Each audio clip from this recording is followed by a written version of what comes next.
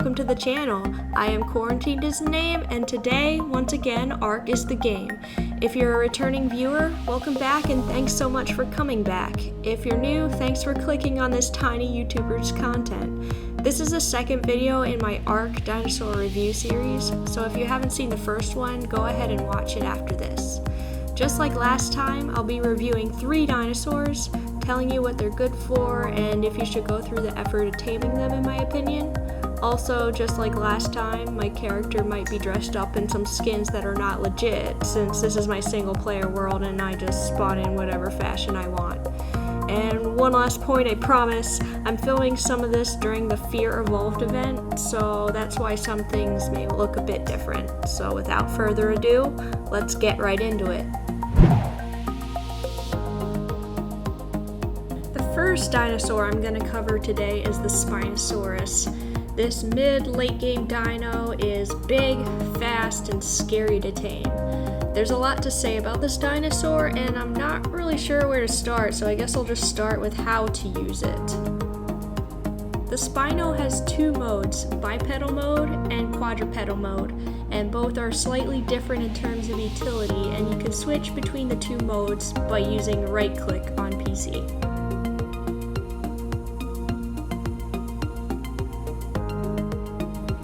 Quadrupedal mode, which is when the Spino is on all 4s, is better for movement speed, and in this mode the Spino attacks by biting its target. The bipedal mode, when the Spino walks on its back legs, is better for attack damage. It moves slower than when it's on all 4s, but it attacks with its forearms and does a lot more damage than its bite does. One probably overlooked feature of bipedal mode is the insane turning radius you get. You don't even have to walk forward to turn, as you can see here. Another interesting ability that the Spino has is its water buff. The Spino is an amphibious creature, so naturally it gets a power spike when its skin is wet.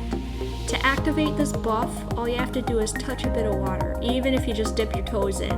Your Spino will get 20% extra movement speed, 15% extra damage, and 25% extra health regeneration. This effect lasts infinitely as long as you're touching the water, and for 30 seconds after you leave the water.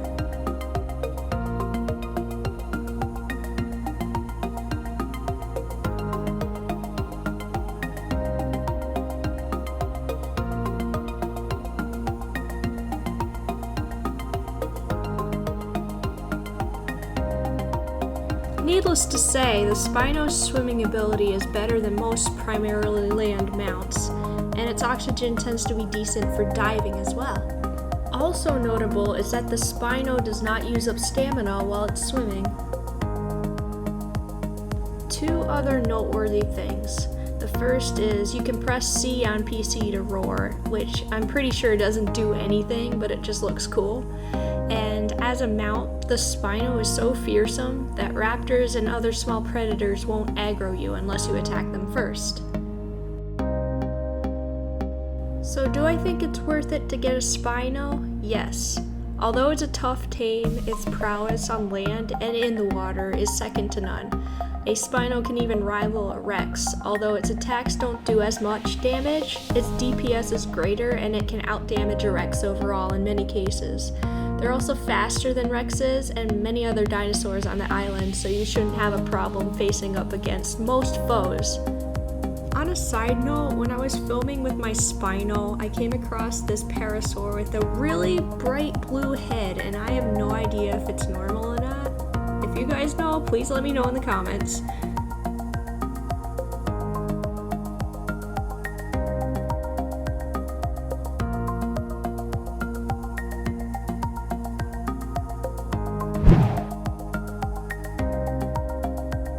The next dinosaur I want to talk about is none other than the Oviraptor. Now these dinosaurs are little and I think they're quite cute. They're a pain to tame since they're so fast and tend to flee, and as their name suggests, they require eggs to eat as their taming food.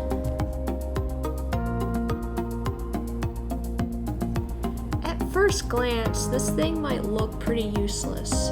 You know, it doesn't have much health, you can't ride on it, and it doesn't do much in combat. although its speed might help it keep up with fleeing prey on second thought. But don't let its appearance fool you. This little guy has a few tricks up his sleeve that might really surprise you. The name Oviraptor means egg thief, and the dinosaur can help you with just that. If you see an egg out in the wild, you can whistle your Oviraptor to go pick it up and bring it to you. Keep in mind this might aggro the parents, although the Oviraptor has less of a chance of doing this than a human if you went to go pick the egg up yourself. But your Oviraptor will probably be able to outrun the parents. Also, keep in mind the weight stat of your Oviraptor, as heavier eggs might weigh them down and make them move slower. The Oviraptor's signature ability is the passive effect that it has on your other dinosaurs. They make your tames lay eggs more frequently.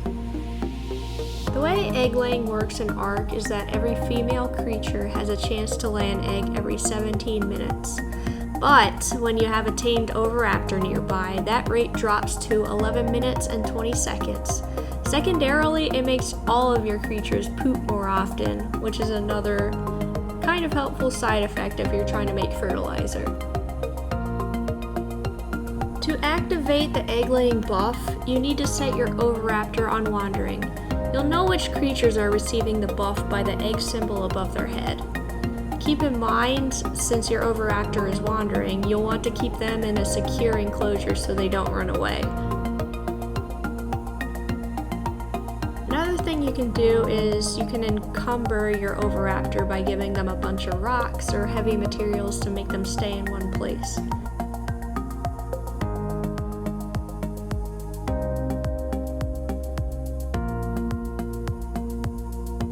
So, do I think it's worth it to tame an Oviraptor? Absolutely yes. They'll help you get all of the eggs back that you spent taming them, plus many more. You don't have to worry about feeding your Oviraptor eggs after you tame it either, because tame Oviraptors eat meat just like any other carnivore. Given how important eggs and kibble are in ARK, having an Oviraptor is pretty much essential. Its egg-laying buff is amazing, and its cuteness and egg-stealing abilities are just extra perks. Tame an Oviraptor, you won't regret it.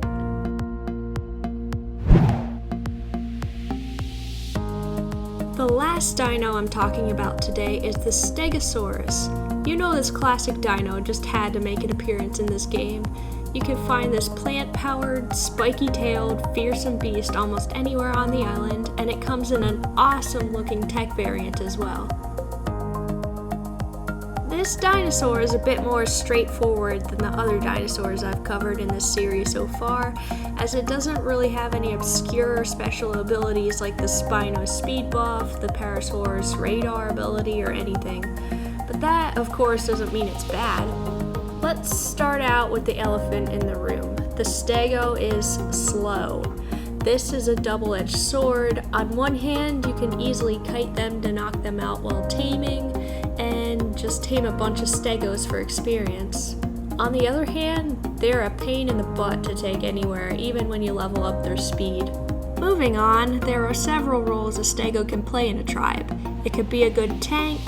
That, combined with the fact that you can wield weapons while riding it, means that it can soak up damage from dinosaurs you're trying to knock out to tame. They are decent battlers as well. They only have one attack, which is their tail swipe, but it has a good knockback, which allows it to take on multiple foes at once. I think the best use of the Stego is its harvesting ability. It's one of the best berry-gathering dinosaurs in the game when it attacks bushes with its tail, and it's decent at getting thatch when it attacks trees. So, do I think it's worth it to go through the effort of taming a Stego? Well, I don't know. Yes, this is the first dinosaur in my series that I haven't straight up said yes to, but that's because I feel like there are better dinosaurs to fill any of their roles. Although the Stego is good at what it does, there are better berry harvesters, there are better thatch gatherers, there's tons of faster mounts, there's better tanks, and there's better battle mounts. Since they're so easy to tame, however, there's a good strategy in taming one of these first and upgrading to better dinos later. So all in all, I think the decision to tame Stegos is a personal preference. with the pros and cons not really outweighing one another. Thank you for making it through this video. Don't forget to let me know in the comments if that parasaur I showed earlier is normal or if my game's just glitched. Also let me know down below if you've tamed a stego or plan to tame a stego and if you think it's worth it. If you like this video, check out my first one too, and feel free to let me know what dinosaurs you want to see me cover next. Thanks again for watching, and I'll catch you next time.